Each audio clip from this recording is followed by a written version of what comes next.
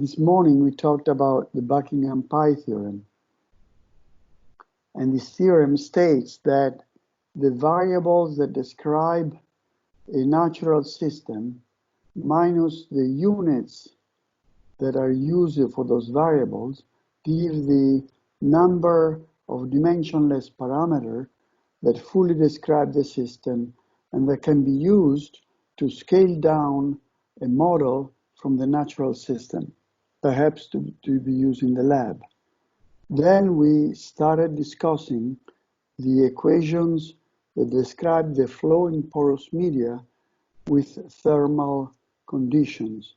And we found out that also by scaling these equations, and these are the equations of conservation of mass, momentum, and energy, we can devise dimensionless parameters, pi numbers, that because of the equations, they are written in the correct way, or actually the best way. And in addition to this, these pi numbers give an idea of which parameters or which terms of the equations are more important than others. Also, give the idea that if a term is important, what are characteristic lengths, velocities, and time scales. And this is because we have a fundamental governing equation for our system that creates by itself correct relations between the various parameters. We have scaled in the morning the mass conservation equation. And we ended up having scales for the time scales, and also for the velocities in the horizontal direction. Does any of you have some question to ask?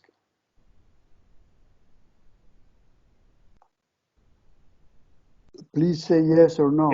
Yes, I've got a little question. Okay, please, yes. Just one thing about the scaling equation of the mass, and about why we are choice the last term in the z direction to scale all the other part in the simplification process. You first say that for our research it is important to know where is the heat and where is exactly located in the z direction. So this is also the reason why we have to choose the z direction parameters in order to simplify all the equation. Correct. Okay. Unless you have some other reason for choosing some of the other parameters, then this is the correct answer, yes. The z direction is, in a geothermal system, very important. While in 99% of the time in hydrogeology, surface hydrogeology, the x direction is the most important, because you need only to bring water from the recharge area to whatever well or river you have. In geothermal systems, you need to bring heat to the surface to have a geothermal system, and therefore you need vertical displacement of mass. Okay, so thank you. After this, I want to go through two small simplifications of the conservation of mass, And the first is at steady state. At steady state, we find that the horizontal transport of mass must be equal to the vertical transport of mass. That is, the differential of velocity with respect to x is equal to the differential of velocity in the z direction with respect to z. Now, to simplify even more, suppose that we have just unidirectional flow, so VdX equal to 0, then the differential in the VdZ equal to 0, it means the vertical velocity is constant. So even on a regional geothermal system, if you would consider just the hot part close to your producing wells, then you have to understand that in natural condition, undisturbed, the vertical velocity is 0. Sorry, the vertical velocity is constant. Let's go and continue into the conservation of momentum. And momentum has practically is a vector, so we're going to analyze it first in the x direction and then in the z direction. I know that it's very tedious, very boring, all of this, but at least particularly being you and engineers, you must have some gut feeling of this equation. And what is even more important is that all computer models that simulate the flow in porous media with in porous media in general, but also thermal, chemical, whatever, they always scale the equations so that your problem is reduced to a square or a cube, so that x and z directions are squared off, so that the equations are easier to solve and the problem converges better. So, conservation of momentum. Equation 11 is the conservation of momentum in the x direction, in which it tells that all the resistance to the flow is the first term, and you have viscosity at the top, kx is the permeability in the x direction, and the velocity in the x direction is equal to the gradient of the pressure in the x direction, actually to the negative of the gradient of the pressure in the x direction. The negative is because the fluid flows from a high pressure to a low pressure, so on the negative of the gradient. This equation, equation 11, is usually written as the Darcy's law, which is the velocity per unit volume in the x direction is equal to the hydraulic permeability, the viscosity, and the differential of pressure. This means that if the permeability is higher, the velocity are going to be higher. If the viscosity of the fluid is high, then the velocity is going to be lower.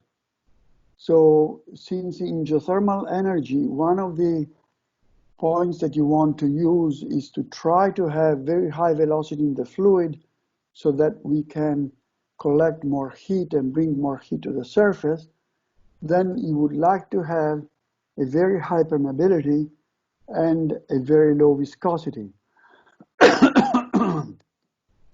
This is why, ideally, you would like to have vapor in the geothermal system as opposed to water, and a very high permeability, which you can increase, for instance, by cracking, by fracking, by producing fractures close to your wells so that you can increase the permeability. One other way to reduce the viscosity, for instance, is to use to bring the heat to the surface, is to use supercritical CO2 as opposed to vapor or water. Supercritical CO2 has a density of a liquid but a viscosity of a gas, and therefore is very good in bringing up heat to the surface, and it can perhaps be twice as much more efficient than using hot water.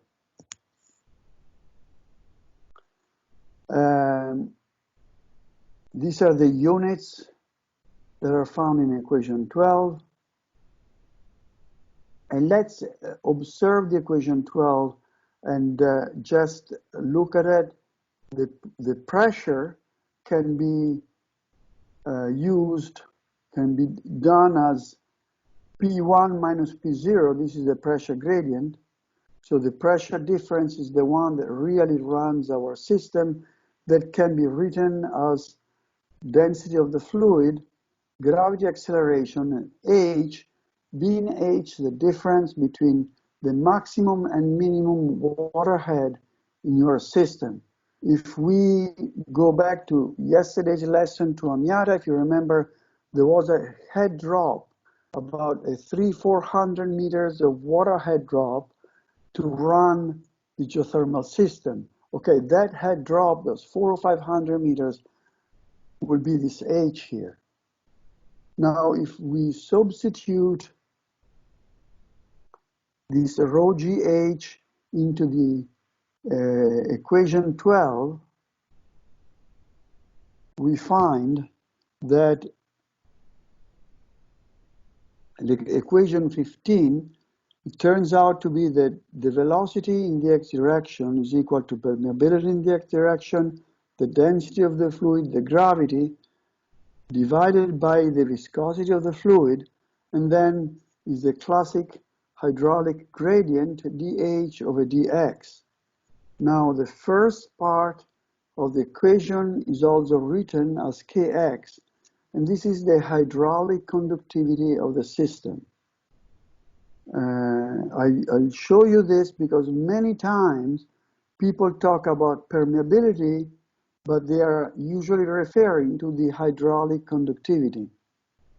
The hydraulic conductivity has the dimensions of a velocity, meters per second, while the permeability, which is a characteristic of the rocks, is meters squared.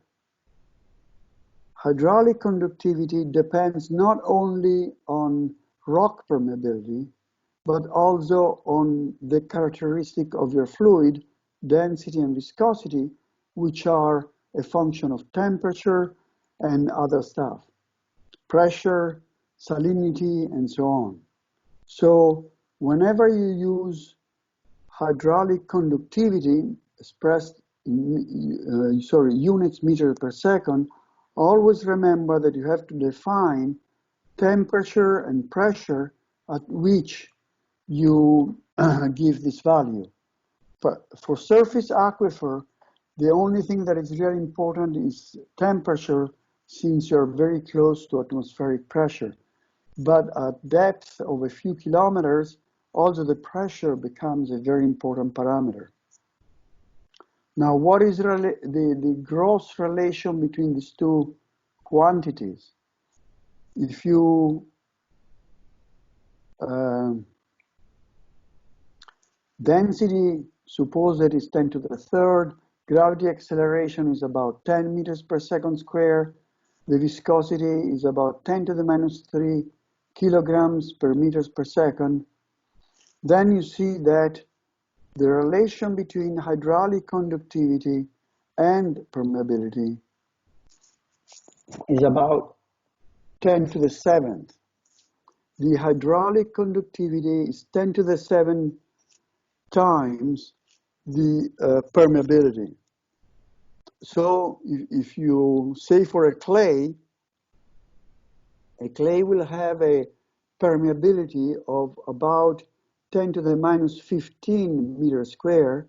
The hydraulic conductivity of the clay instead usually is in the order of 10 to the minus 8 meters per second.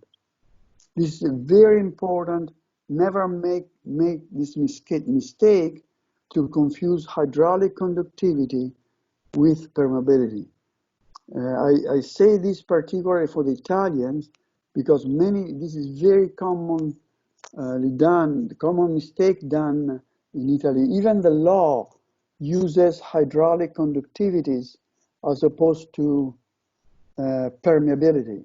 If you would build a isolating layer below a toxic waste dump, then the law requires you 10 to the minus 8 meters second. It doesn't tell you temperature or pressure or nothing like that. But really what they wanted to say is 10 to the minus 15 meters squared. This is the true rock permeability. The other permeability is usually related and is thought related to water. But for instance, if your toxic waste dump has a lot of oil in it, then viscosity and density are going to be different than water, and so the hydraulic conductivity is going to be different than that of water. Is it sort of clear?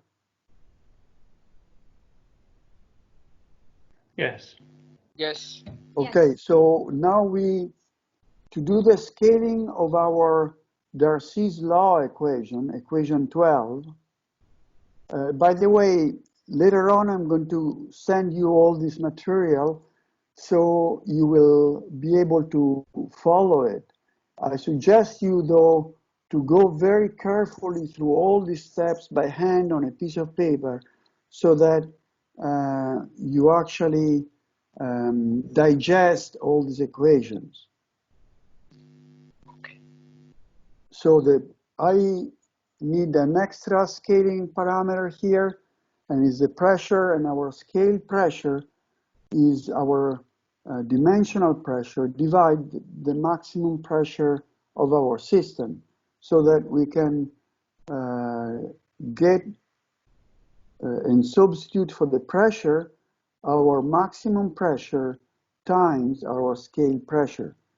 Remember that also in this case, because P0 is the maximum pressure, P asterisk can vary between 0 whenever you are at the surface, your atmospheric pressure, the pressure is almost 0, or where you're very deep and you have very high pressure, where the P asterisk assumes the pressure goes to P0, and so P asterisk goes to 1. Scaling the Darcy law in the x direction, we obtain that U times V asterisk is equal to our parameter Kx over mu times the maximum pressure divided our horizontal length scales times the differential of our scale parameters P asterisk and X asterisk. Now, if we put on one side our velocity, then we know that both of these terms to have flow are essential. So we know that our velocity in the x direction is equal to the differential of pressure with respect to x multiplied by a parameter that itself must vary between 0 and 1. It is we say of order 1. Therefore, if Kx P0 divided by U mu L is of order 1, then we can get sort of an idea of what is our scaling velocity in the horizontal direction. So even though we started not knowing what was the scaling velocity, now we do have our scaling velocity. The velocity in the horizontal direction is equal to the permeability in the x direction. Permeability is also a vector, so you will have 3 permeabilities in direction y, x, and z. Your maximum pressure divided by the viscosity of the fluid and your horizontal length scale. In practice, if you have a given pressure, if the permeability increases, the velocity increases. If the viscosity increases, the velocity decreases. Also, if the length scale increases, your velocity decreases.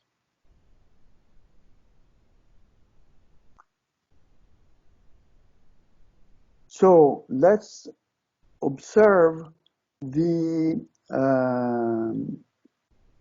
momentum balance in the z direction.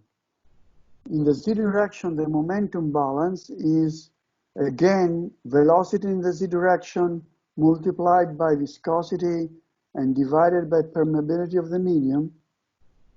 And that is equal to, again, the pressure gradient in the z direction, actually minus the pressure gradient in the z direction. Although in this case, because of gravity, this pressure must be above the hydrostatic pressure, which is given, the hydrostatic pressure gradient, I apologize, which is given by the density of the fluid multiplied by the gravity acceleration. In static condition, if you go down the water column, the water increases with hydrostatic pressure. And therefore, and this is hydrostatic pressure has a hydrostatic pressure gradient which is constant, and it's the density of the fluid times the gravity acceleration. So your pressure gradient must increase above this to actually have fluid flow. So the Darcy's law in the vertical direction is slightly different than in the horizontal direction. Equation 20 is the Darcy's law. If we scale the Darcy's law,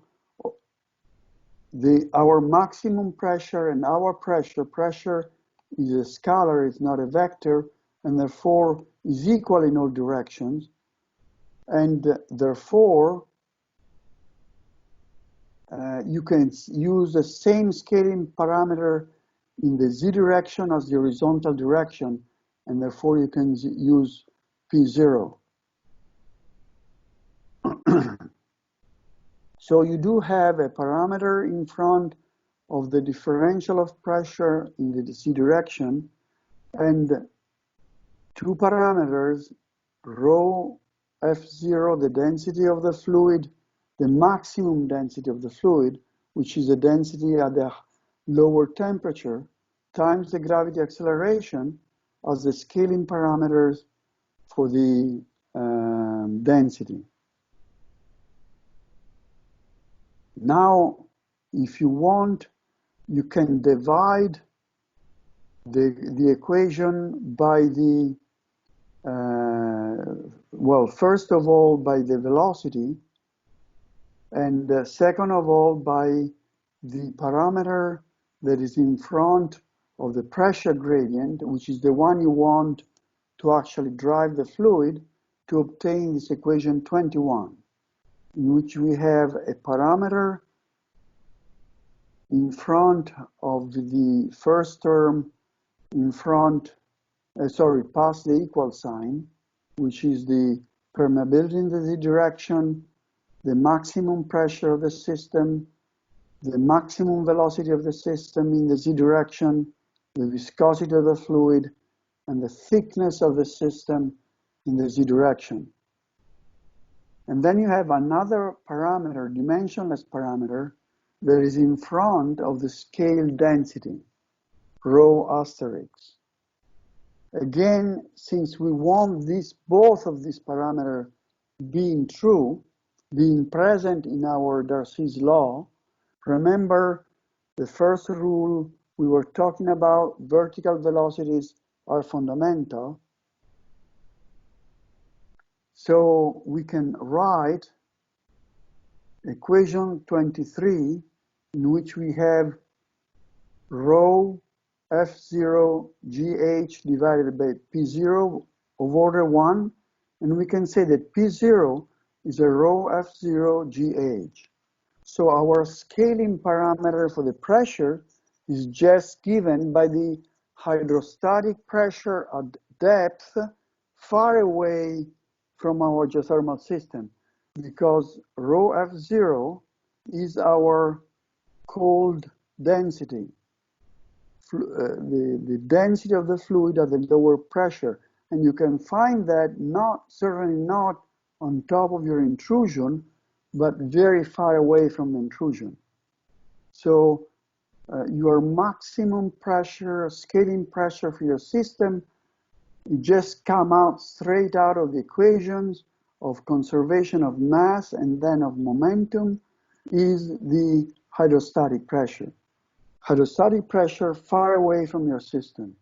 This is a very good scaling parameter for your pressure.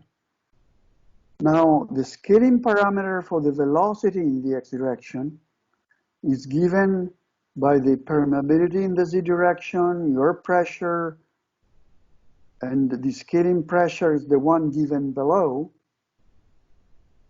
divided by viscosity and age, how deep the system is. So if we combine the equation 22, 5, and 18, and equation 5 was from mass conservation, was the relation between velocities and the geometry of the system, we can find an actual velocity, horizontal velocity u, as a function of horizontal permeability, pressure, maximum pressure, viscosity of the fluid, and horizontal length. And also, from equation 22, we can write that L over K multiplied by KZP0 divided by viscosity, and again, the height of our system. And this equation 24 can be simplified to L over H squared multiplied by Kz over Kx must be of order 1. This is a very important finding because it gives you relative dimensions of your system, of your geothermal system. And this is important because it tells you that if K vertical, the horizontal permeability is similar to the vertical permeability, then your length scale, horizontal or vertical, are equal. Now, while in simple surface hydrology, horizontal permeabilities are usually much larger than vertical permeabilities, and that implies that the horizontal length scale is much larger than the vertical length scale.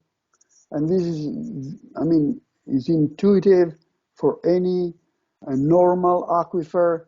You always are concerned when you are pumping water out of a well, how far away you're going to influence the aquifer.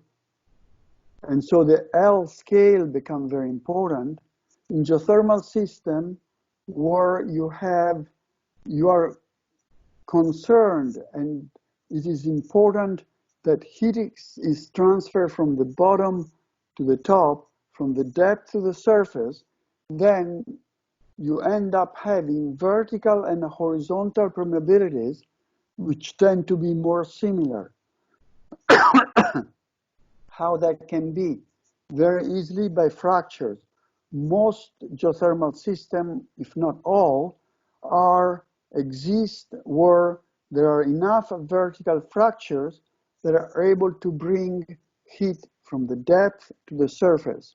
And therefore, the horizontal permeability are comparable to the vertical permeabilities, and the length system is comparable, if not equal, to our vertical length scale.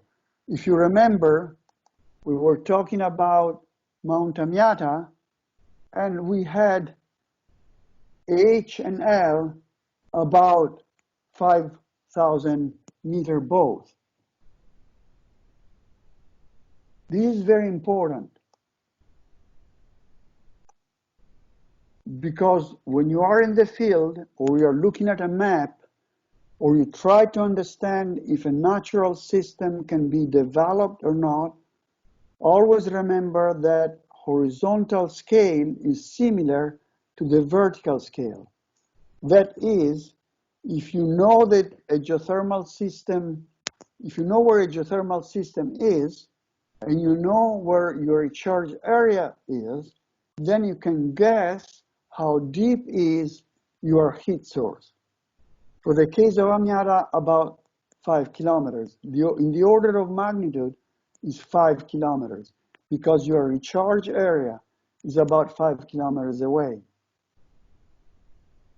At the same time, if you know how deep your heat source is, and in this case says between 5 and 7 kilometers, then you can guess how far away are your recharge areas. 5, 7 kilometers. Don't go to look for recharge areas 70 kilometers away. They are too far away. They're never going to recharge your system.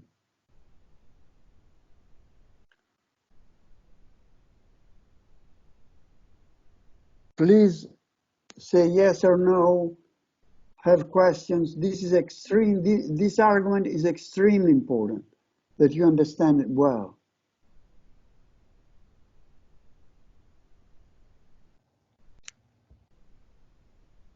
Maybe I've got just a question, because I didn't understand how it could be possible that, okay, the horizontal scale is similar than the vertical scale in these kind of things, okay.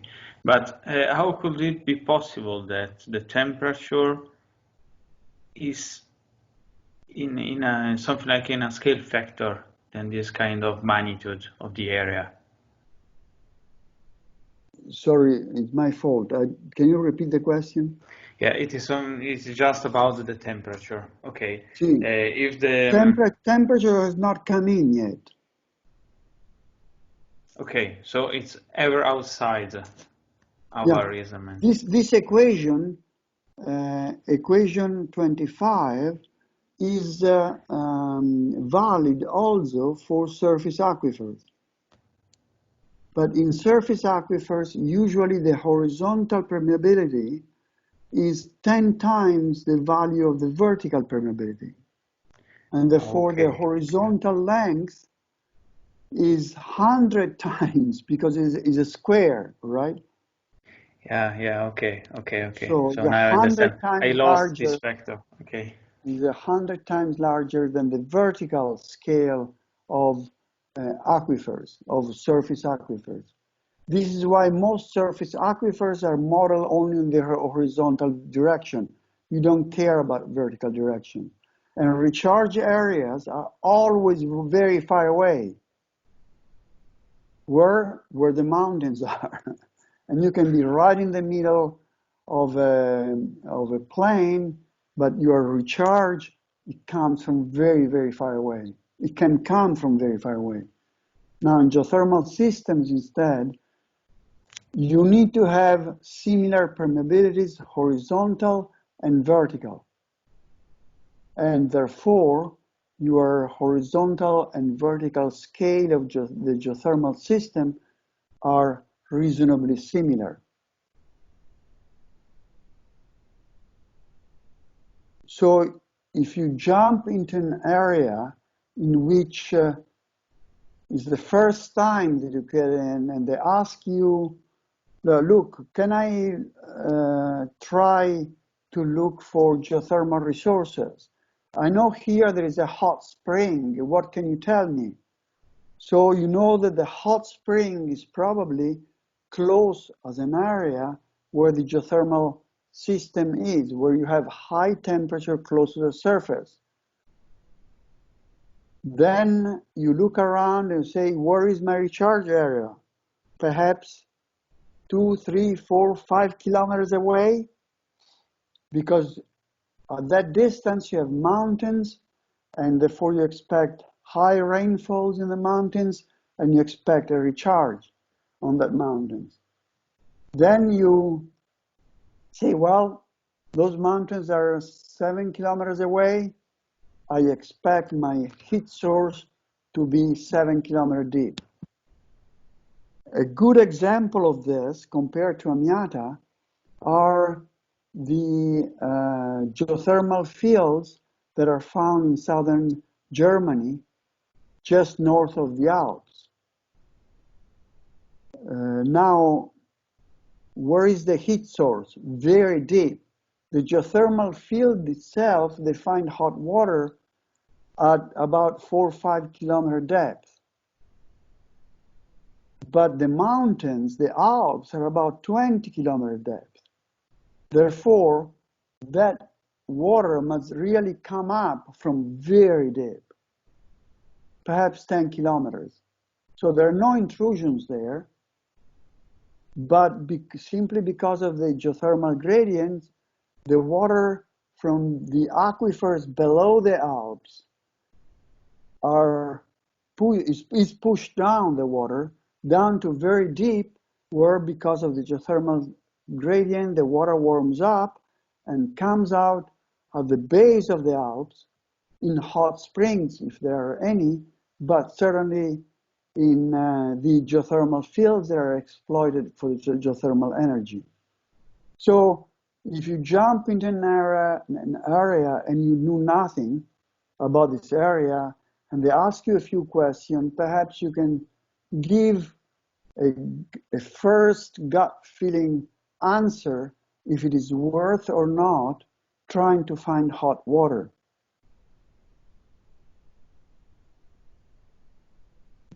Okay, thank you.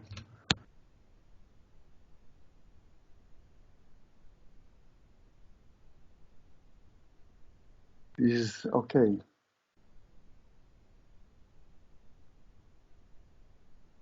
So let's try to look at and scale the energy equation. The energy equation, temperature is not a vector, it's a scalar, so you have just one equation.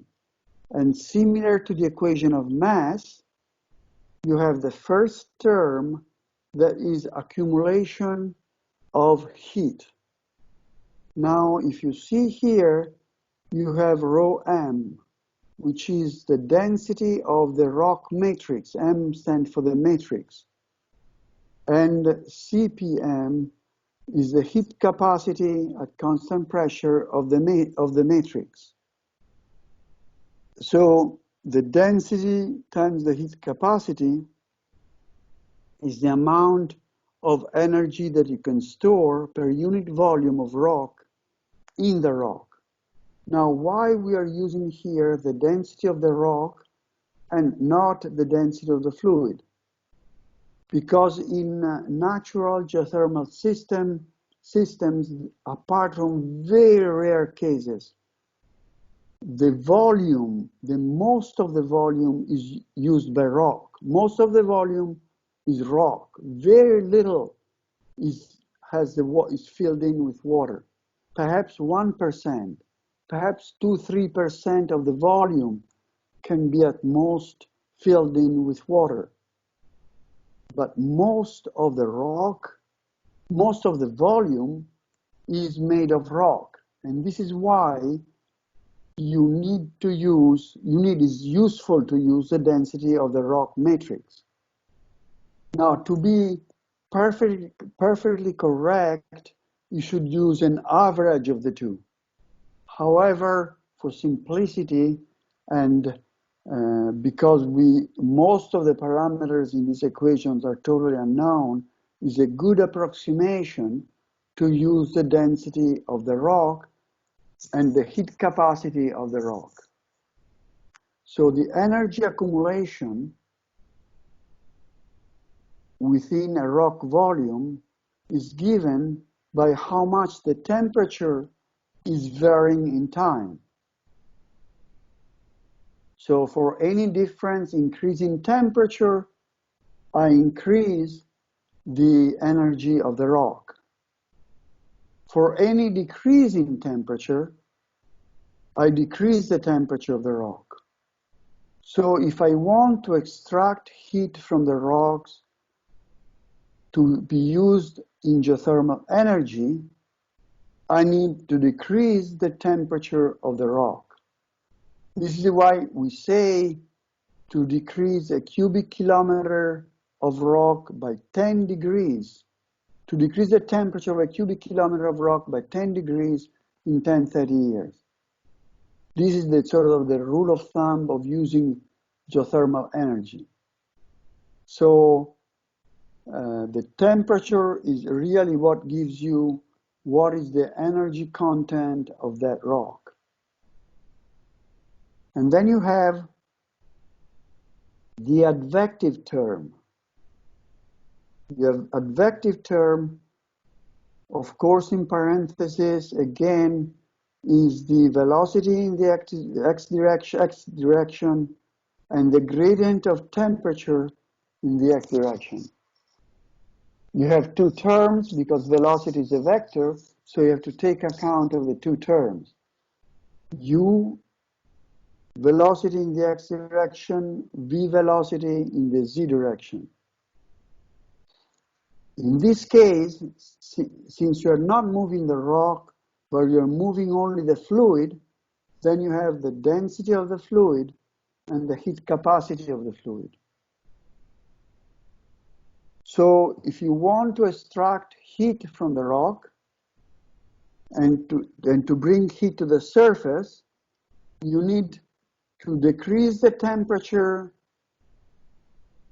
in the first term of the equation, and you need to transfer the heat to the surface through the velocity of the fluid, the heat capacity, and the density of the fluid.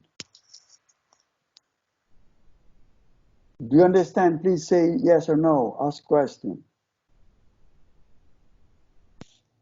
Yes, it is clear. Clear, okay. Grazie, Giovanni. Thank you.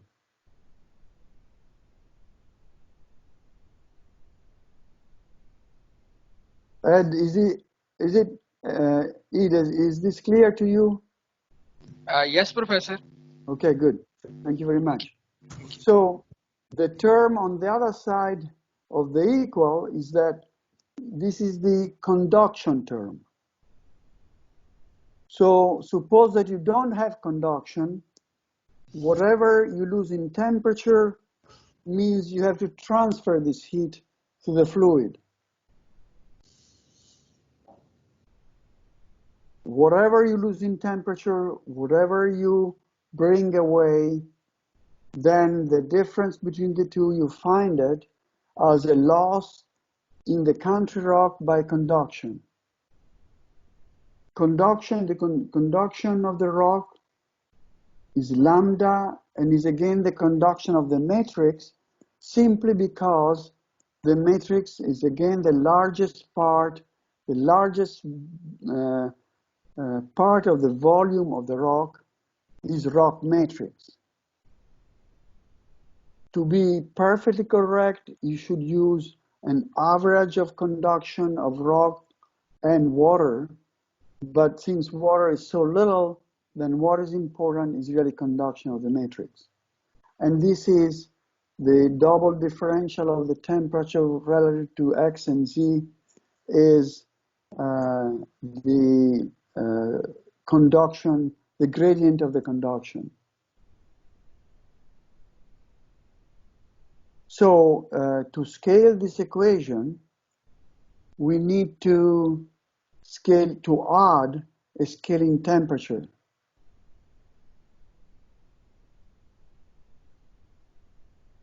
And to scale the temperature, the ideal is not to scale to the maximum temperature and to the absolute zero, which is usually not found, but it's good to scale it between your maximum temperature and your minimum temperature of your system. T0 is your maximum temperature, T1 is your minimum temperature. So you scale your temperature between the temperature difference that occur on your system. And because of this, the scale temperature T asterisk being equal to T minus T0 divided T1 minus T0 again varies between 0 and 1.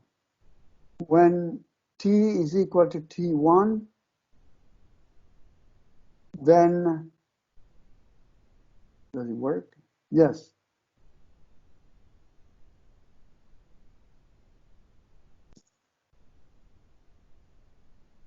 Minimum temperature, okay, all right, is equal to 1. When T is equal to T0, then the upper term is 0, and therefore your temperature scale is 0.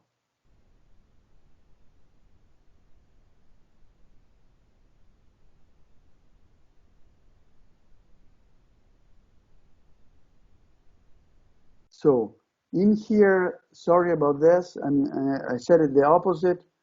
T0 is the surface temperature, T1 is the temperature at depth. So that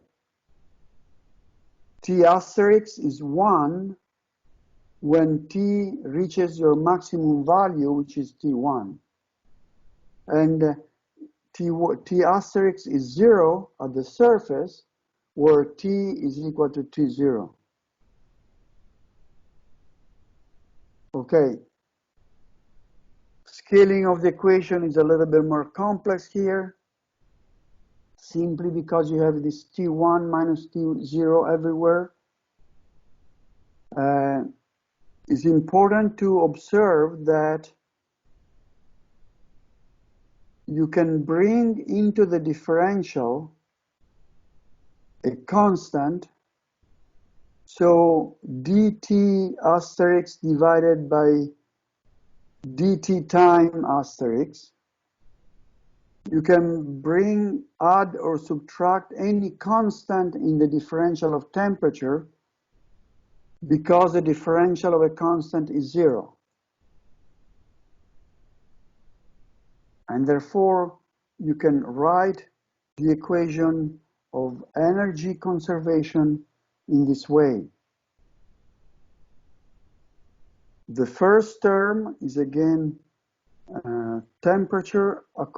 energy accumulation, temperature increase in time in your system, while the second term is heat advection into your system through a temperature gradient and a velocity. And this means that you are advecting heat into your unit volume only if the temperature outside the unit volume is larger than the temperature inside the unit volume. Then you bring hot water in and you can bring temperature in.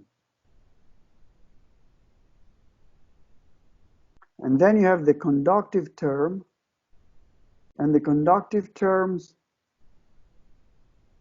tells you something very relevant, is that your conduction is scaled to the length of your system. Just to make a long story short, we will see later, if your length scale of a system is too big, conduction is never going to be important. Again, to make a long story short, if your H is few thousand meters, like we said, 5,000 meters, then conduction is not going to be important. And your intrusion at depth will never be able to heat the rocks at the surface by conduction. You can only heat the rock at the surface by the advection term. So to bring up heat, you can do it only by moving the fluid from very deep close to the surface. Conduction is never going to be sufficient. Just to show, I'm sure you know this, but you can very easily have your fireplace, you have a 600-700 degrees centigrade in your fireplace, and touch the wall and feel it slightly a bit warm, even 10 centimeters away. Now, if you are 10 meters away, the wall is going to be cold. Your fire is never going to be able to heat up by conduction the wall far away. This is why people can walk on lava flows, because it's sufficient a tiny little bit of cold rocks at the top of the lava flow, perhaps 5-10 centimeters, and you can have 1200 degrees below your feet and not even feel it. No, perhaps you feel it a little bit, but you survive.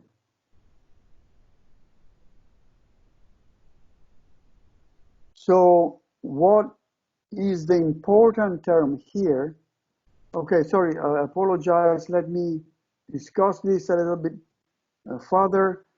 In the advective term, since you have two terms, one in the x and one in the x and one in the z direction, you come up with an additional number, dimensionless number, which is UH divided by VL.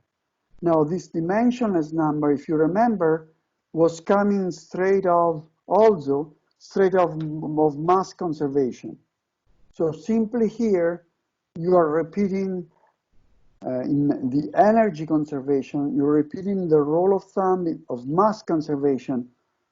If you don't have heat accumulation, whatever heat comes in, it must go out. The same is true for conduction. You see the first term on the conduction term is multiplied by h over L squared. Again, conduction is going to be, this means that conduction is going to be just about equal in the x or in the y direction. So if you go to the next equation, 32, I have divided by this the term in square parentheses in front of the second differential, the advective term. As we discussed before, heat advection is going to overwhelm everything else, is the most important one. And this is why I want to divide by heat advection. We did the same kind of scaling also for the Darcy's equation. So we divide the whole equation by whatever is contained in the multiplying factor in the second differential term. And therefore, we get there a 1, that means an order 1 in front of that term. And we get in front of the heat accumulation term, which is the first term, we have a parameter, an additional pi number, that is density of the matrix, heat capacity of the matrix divided density of the fluid, heat capacity of the fluid. This ratio here in the order of magnitude is about 1. Actually, the density of the water is smaller, is about half the density of the matrix, a bit less than half the density of the matrix. The heat capacity of the matrix is less than the heat capacity of the water, and this is why this term, this first term, is just about 1. And then this term is multiplied h over v times the time scale. You already discussed the advective term, and so the conduction term is the conduction divided the density of the fluid, the heat capacity of the fluid, divided the velocity on the vertical direction and the dimension on the vertical direction.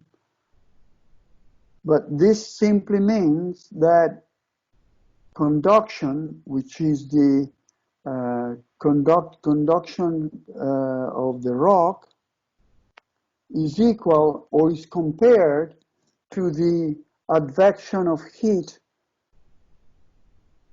through the fluid. Now, suppose that the first term, heat accumulation, is important. Then for the heat accumulation to be important, must be of order 1. And so you find out a scaling parameter for the time. How much time does it take to warm up the rock? What is your time scale of your system? Now, if you look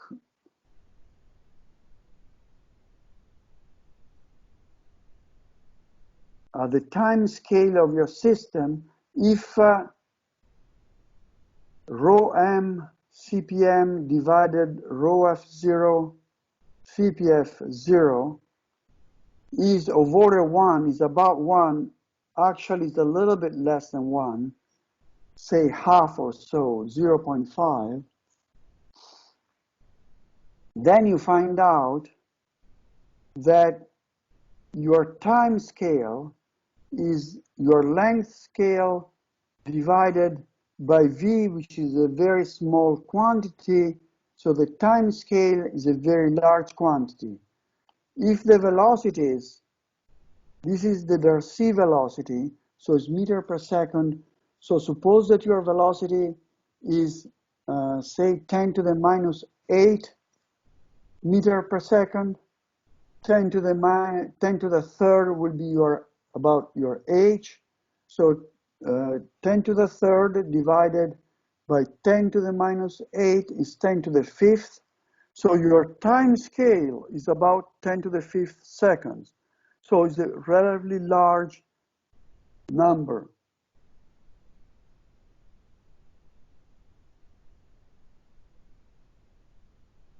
By combining all the former equations, you can also get into the pressure in here and find out a relation between conduction and advection. You have here the density of the fluid and the conduction. Now, if you want this equation be of order 1, then again you can find a scaling parameter for the pressure, for instance, for this P0, perhaps to have assumed that the largest pressure possible in your system is not the right one. If you want to add in temperature, this P0 can be scaled by these other parameters of the fluid. Or by using equation 23, you can also find out what is the depth of your system, how deep your system is, just by multiplying these parameters: permeability, gravity, heat capacity of the fluid, density of the fluid, viscosity of the fluid, conduction of the rock. Now, by solving this equation for h, we find that h is about 10 to the second meter. And what does it mean, this here? This means that if we want conduction to be important, or conduction is relevant in a geothermal system only on a length scale of about 100 meters. That means that since your heat source is a few kilometers at depth, conduction is never going to be sufficient to warm up the rock at the surface. However, to cool the rocks, then conduction is going to be important. And in fact, I repeat again, you want to cool down the rocks by 10 meters, by 10 degrees. You want to cool down a kilometer cube of rocks in 10 years. Now, how are you going to cool this kilometer cube of rock by 10 degrees if not by conduction? You need your rock to conduct heat to the fluid, to the fractures, so that then you can extract the hot fluid to the surface. But this means that for this process to be efficient, you need at least, this is the minimum possible, one fracture every 100 meters. One good fracture that is able to give you the fluid, you're able to extract the fluid from that fracture every 100 meters. In most cases, you would like a fracture every 10 meters to be extremely efficient.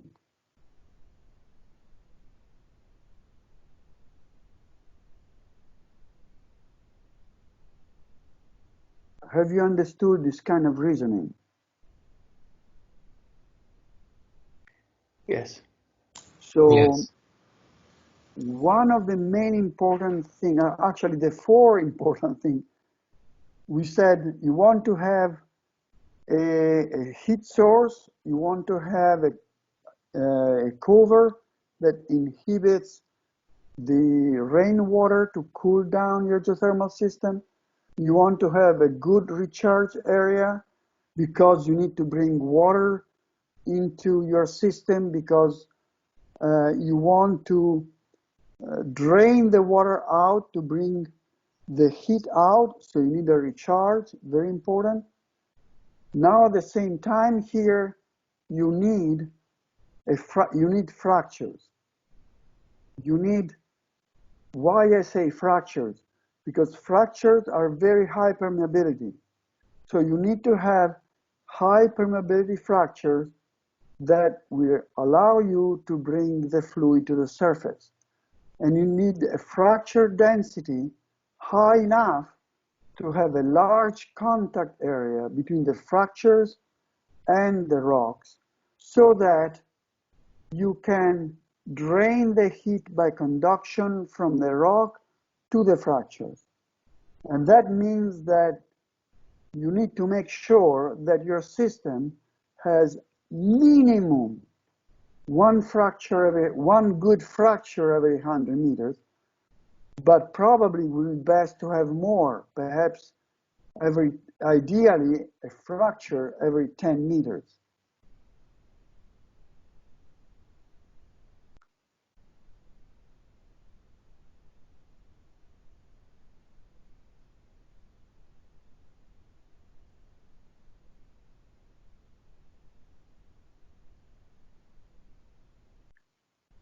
So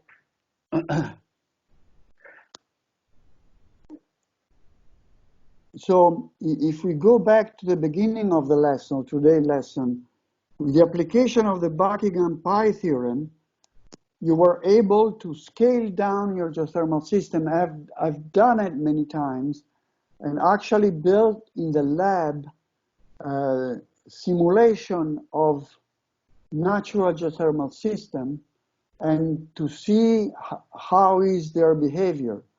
And if you don't know your equations because they're very complex or because your natural system is very complex, it's very handy to be able to build a lab experiment and then by running the experiment in the lab to gain experience on how the system is behaving.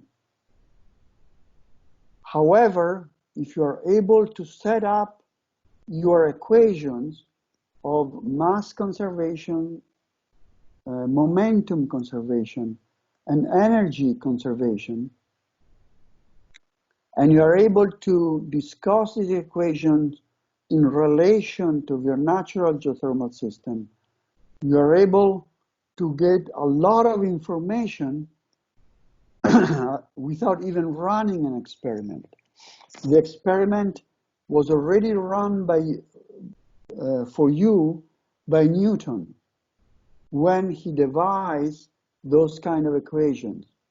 He did a lot of experiment, a lot of thinking, and find out relations that at the large scale are always true.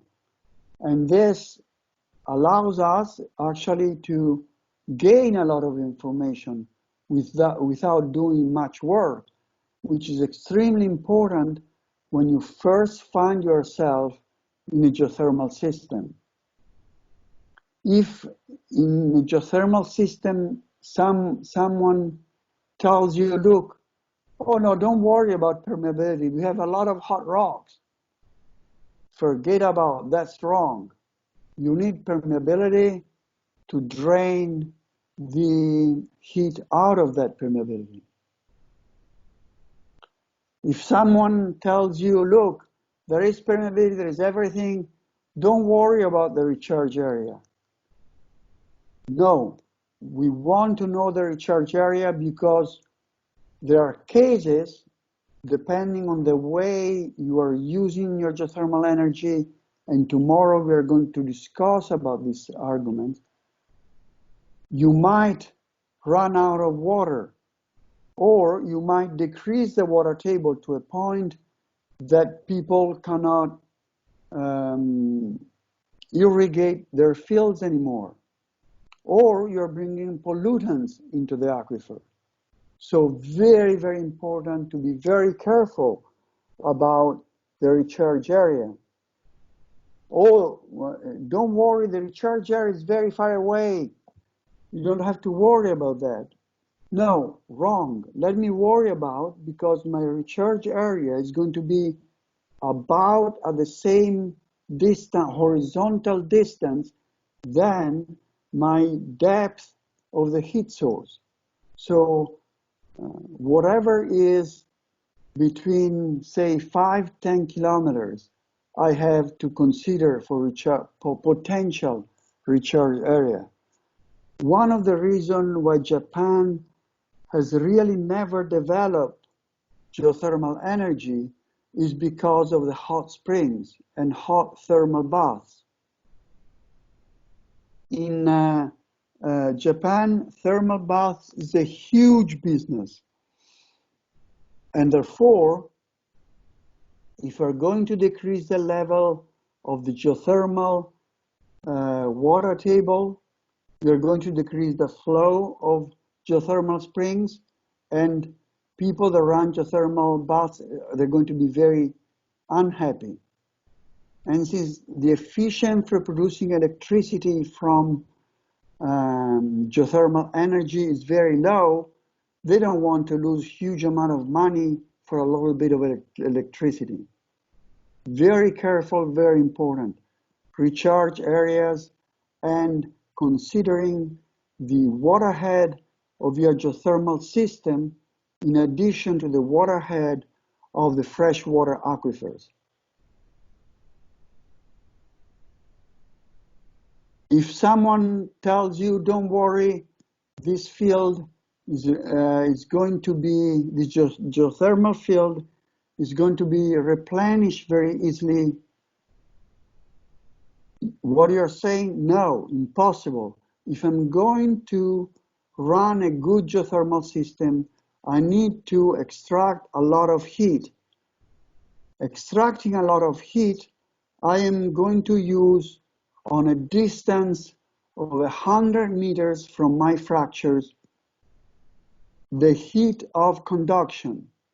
To replace that heat, I will probably need 1,000 years against the 10 years order of magnitude scale, time scale, that I need to extract the heat from. So once I've extracted the heat I need to move somewhere else to run again my energy production system.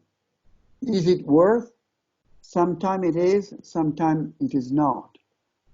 So you need to and to have some people that will also do all the economical budget to find out if it is useful to run your geothermal system. Now, we said that you need a lot of fractures to be able to extract the heat very efficiently. What if you don't have enough fractures? Then in most cases, or in many cases, you can use fracking, which means injecting fluid at high pressure into the rock formation until you induce fracturing of the rock. You fracture the rock, you frack the rock. This is a very efficient way to do it, has been done a very large number of times. However, fracking induces earthquakes. And earthquakes, if you are in the desert, no one cares about. If you are in Los Angeles, probably no one cares about.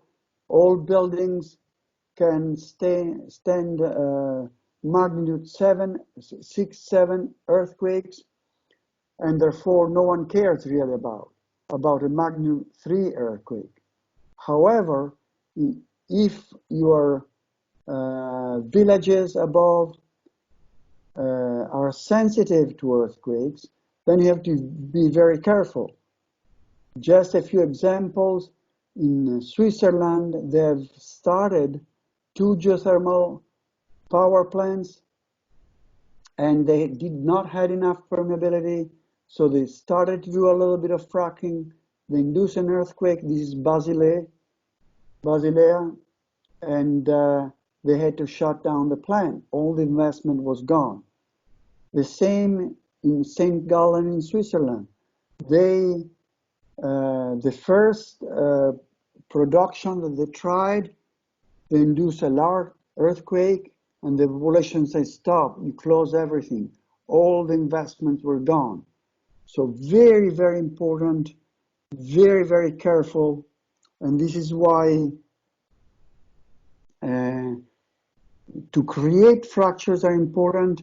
And this is why today's many cases, they try to improve the fractures, say by thermal stresses or by injecting acids into the rocks that dissolves the rock. So you increase the permeability around your well.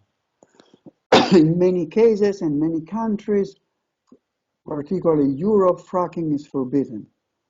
And also injecting acids can be done in some cases, but not everywhere. So very good geologists, if you want to run a geothermal system, be careful in getting a very good geologist and a very good geophysicist that can tell you how fractures are doing in the underground.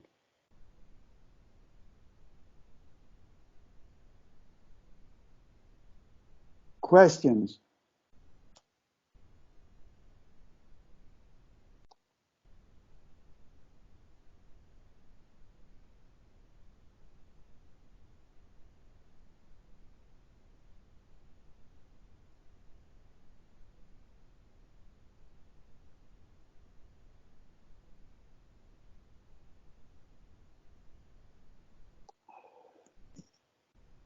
If you don't have additional questions, I would like to show you the solution of these equations for a very simple case. This is a case that is taken from the book of Turcotte and Schubert, 1982 Geodynamics. You have it, a copy of this chapter in the materials that I sent you yesterday. Again, I'm also going to send you this 4th lessons so that you can go through again very carefully. I think it's a very interesting way to solve the equations, and the results as well are very interesting. let me see if I have here the figure. I think this goes with.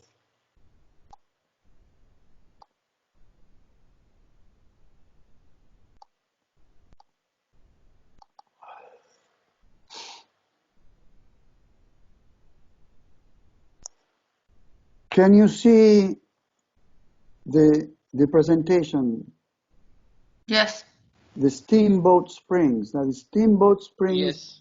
are in the US and is an exploited geothermal field. And this is sort of the situation before they started the exploitation. Now the hot springs are where the black dots are, and the contours here are the temperature contours in centigrade.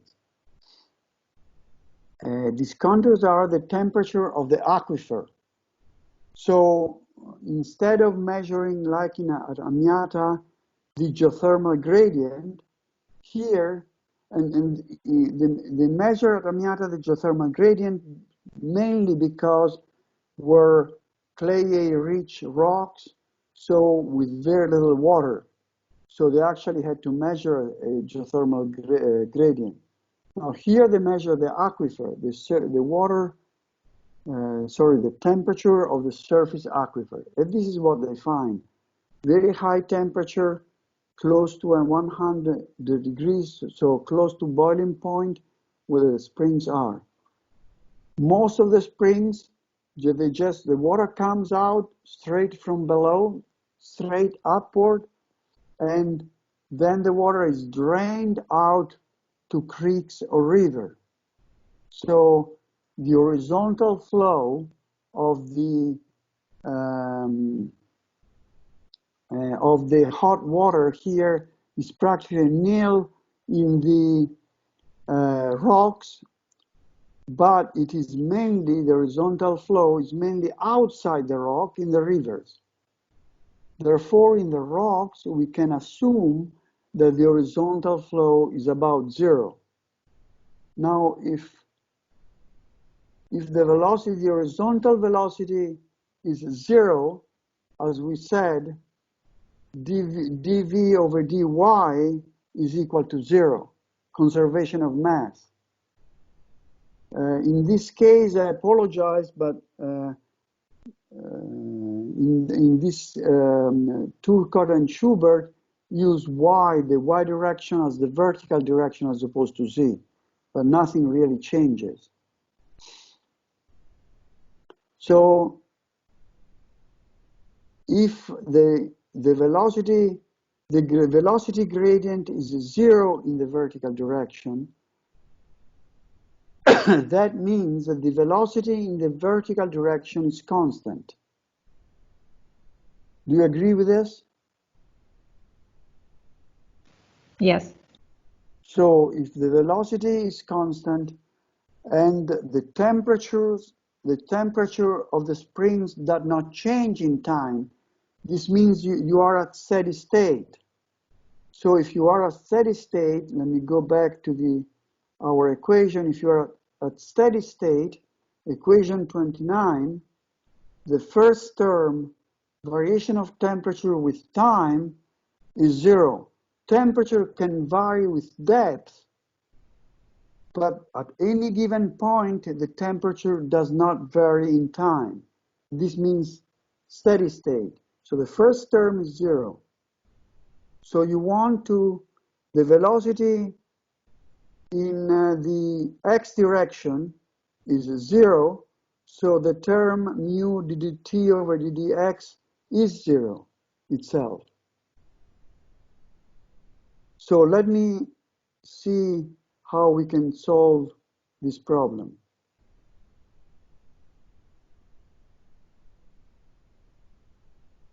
And also, the anomaly is so big. You can see it's a few kilometers wide, 2 kilometers. The anomaly is more than a kilometer wide. And we know that conduction is important over 100 meters. And so the conductive term in the x direction has been eliminated. So conduction outward of this very large plume that rises up from below, particularly if you are close to the center of this plume, can be considered zero. And so the equation of energy conservation can be reduced to equation 11.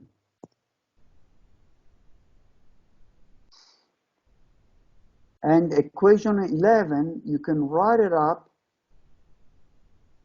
I forgot to put the numbers here to this other equation by just bringing the term to the other side of the equal sign. Now what you can do here is, since the conduction of the matrix, rock matrix is a constant, density of the fluid at any given depth is a constant, or you can consider it a constant. It's not a perfect constant, but you might be able to consider it constant.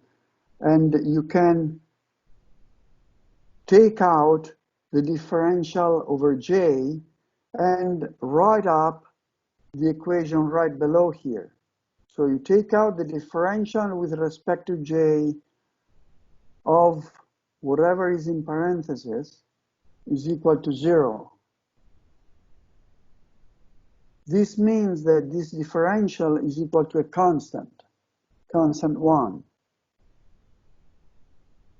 Then you can try to add boundary conditions. At J equal infinity, very deep into the ground, then the differential of the temperature with respect to depth, you expect this differential to be 0, which means that after a given depth, the temperature will not increase anymore. And so you can solve for temperature, and you can say at that depth is the depth of the reservoir, TR. It's simply this boundary condition means that very deep you're going to reach the temperature of the reservoir. And therefore C1, you can solve equation 12 for C1 and obtain the value of the constant as the density of the fluid, the heat capacity of the fluid, the vertical velocity, and the temperature of the reservoir.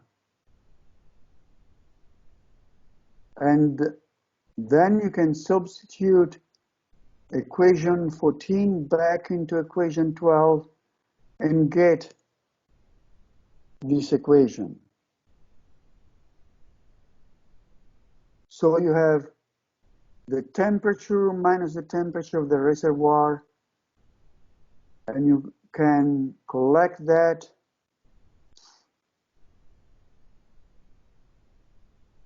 and so solve and find the differential equation 1 over T minus TR, the differential of T minus TR equals to a constant.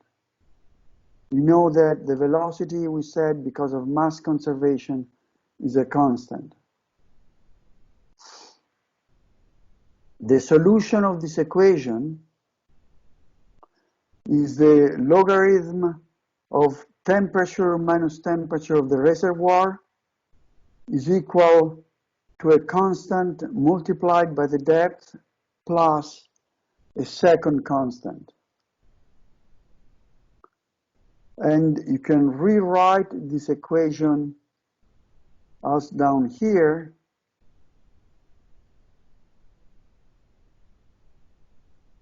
And solve this equation so that you get an exponential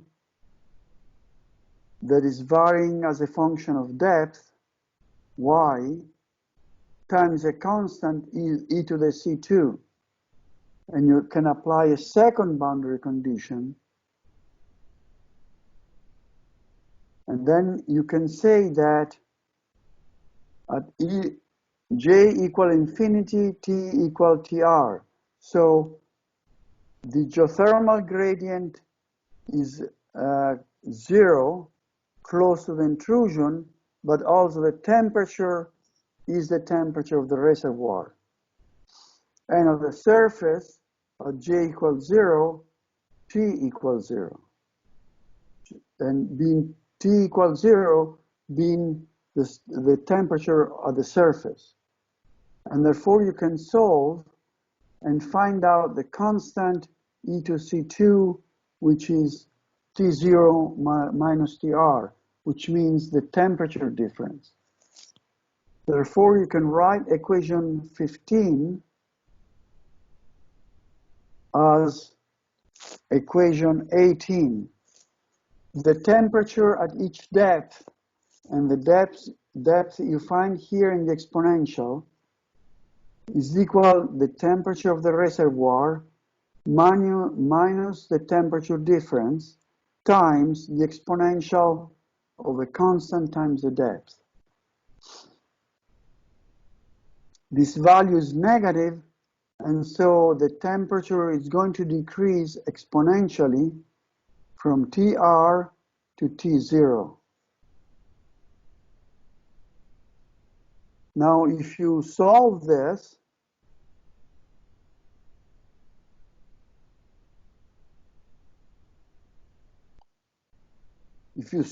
equation, on the right-hand side, you have the interpolation of the temperature versus depth that you have found, or sorry, they have found on a well that was drilled down to 200 meters below the ground. Remember that we said that the depth was at infinity, which probably is a few thousand meters. So a few thousand meters is much larger than 200 meters, so it's a good approximation what we have done. And this curve is sort of the interpolation of the data according to equation 18. It's not perfect, the interpolation, but is sort of reasonable. Now, what can you do with this? What is the good to have found a solution like in equation 18? That is, by doing this interpolation, you can calculate what the constant parameter in the exponential is.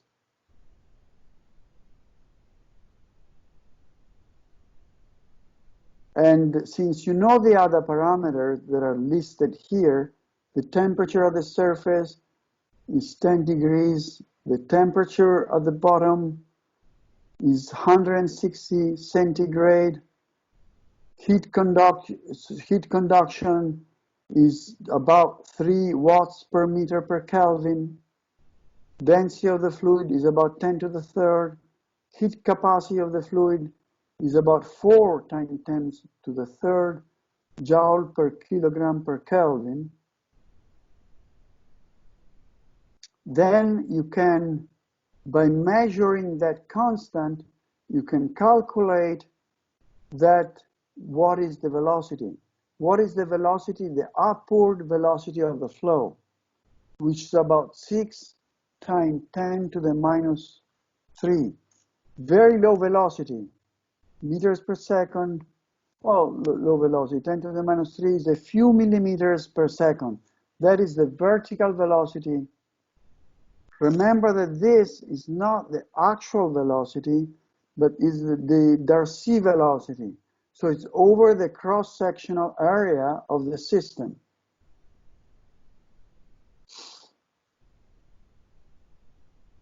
So if we multiply this Darcy's velocity by the area of the geothermal, or the area of the springs that rise up to the surface, we obtain the flow rate. But this flow rate around the spring area, you can actually measure through the flow rate of the creeks that come out from the geothermal area.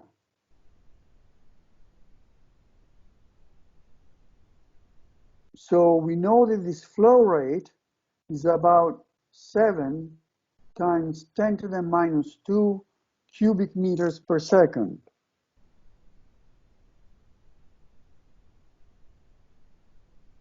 Which is about 70 liters per second.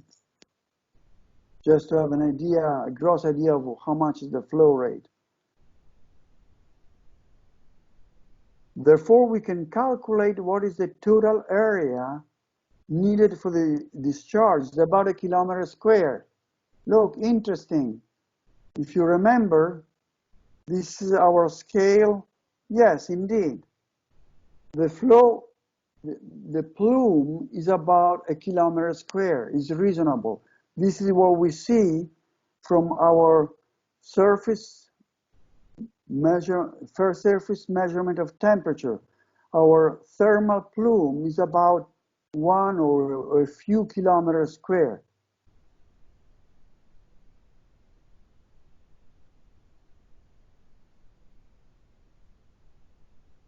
And this is even more interesting if we use the density of the water, and actually the density difference that we can calculate as the density of the water at the lower temperature, 10 degrees centigrade, minus whatever is the thermal expansion coefficient times the temperature difference. That is the density of the fluid at each depth. And we substitute into the conservation of momentum in the vertical direction, the Darcy equation, the one we have not used yet. The Darcy's equation in the vertical direction, so it has the pressure gradient, we saw this morning, and also the G here. You see G here, the pressure gradient due to gravity, the hydrostatic pressure. Then we can solve for permeability because we know the viscosity of water. And solving for permeability, we know the velocity of the fluid V, we know the viscosity of water, we know the thermal expansion coefficient and these parameters.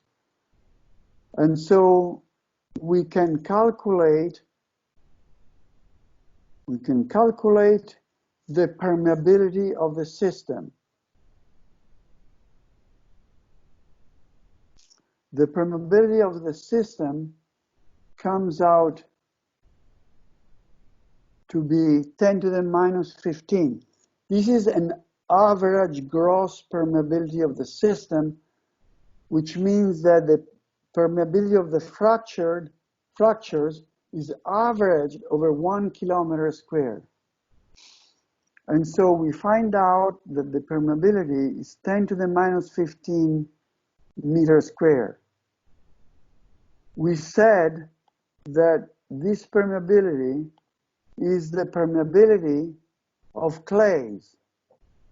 So another very important result is that the permeability of geothermal system is always very low. Is nothing compared to the permeabilities that you find in aquifers close to the surface. Actually, the permeability that you find in geothermal systems on average is the permeability that you find in what in surface hydrology are called aquicludes. That is, rocks that don't allow the water to go through. Clays, mainly clays. Now, if you look at the steamboat springs, you see that the springs are along a line. So very probable in a depth, there is a major fracture or fault that brings water to the surface, hot water to the surface. So the actual permeability within that fault is probably much higher than this. However, the permeability on average on the rock, on average, in the system is much smaller. This means that you are going to have higher permeability along the fracture and much smaller permeability around the fracture.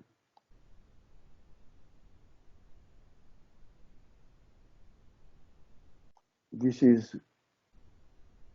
simply, okay, to show you what is the difference between the permeability of the rock and the hydraulic conductivity of water for this particular case.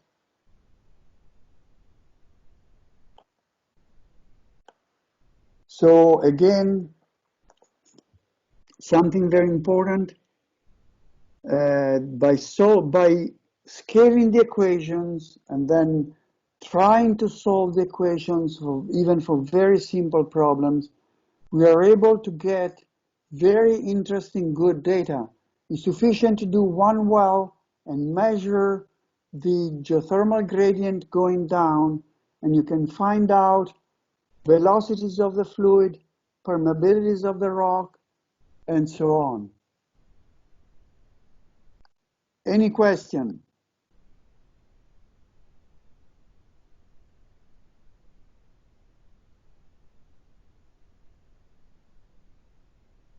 Please answer yes or no. No, at the moment, no. Okay. No. No. Now try to ask some questions about today's lesson and also yesterday's lesson in the light of today's quantitative approach of modeling. This is analytical modeling, and analytical modeling was very much used before computer time, and so today people like to use computers. They solve problems on computers. They don't care about analytical modeling. Being old, I still think it's very important because it gives you an idea of what you have to model with the computer well before you start modeling.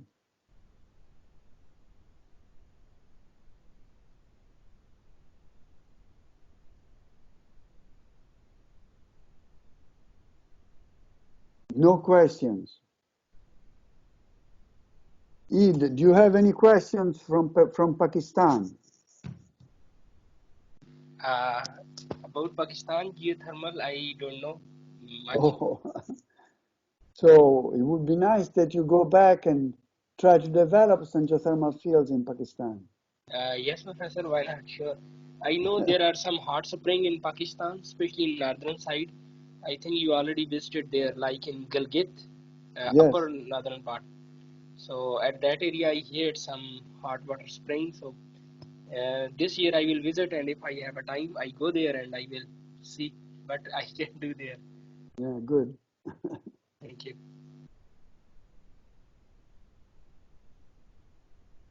Serena, what do you think? Are you online? Perhaps not. Your microphone is off. Ettore, can you tell me something?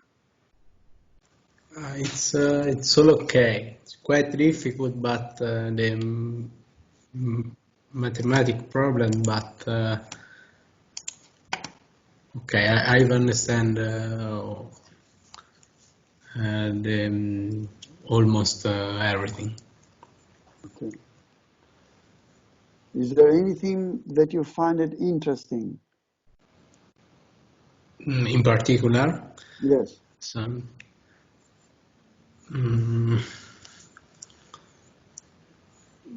Maybe then the last part, the application of the model in a real case. Okay. Yeah, it's too bad that we have too little time and we have to cover so much material that we cannot spend more time in trying to solve actual problems, because that will really enlighten much more whatever we have covered very quickly in the course. Chiara, what do you think? Everything is clear. I need some time to elaborate, but it's all good. Do you have anything special you liked it, or? It's an argument new for me, because I'm working about other things, so I have need more time to go in this thing. Okay. Professore? Sì. Ecco, scusa, ero online, semplicemente non mi funzionava il microfono. Ora funziona. Ora sì. Bene, bene. Angela, are you online? Yes, yes. So what do you think? I think it's really very interesting, especially to me.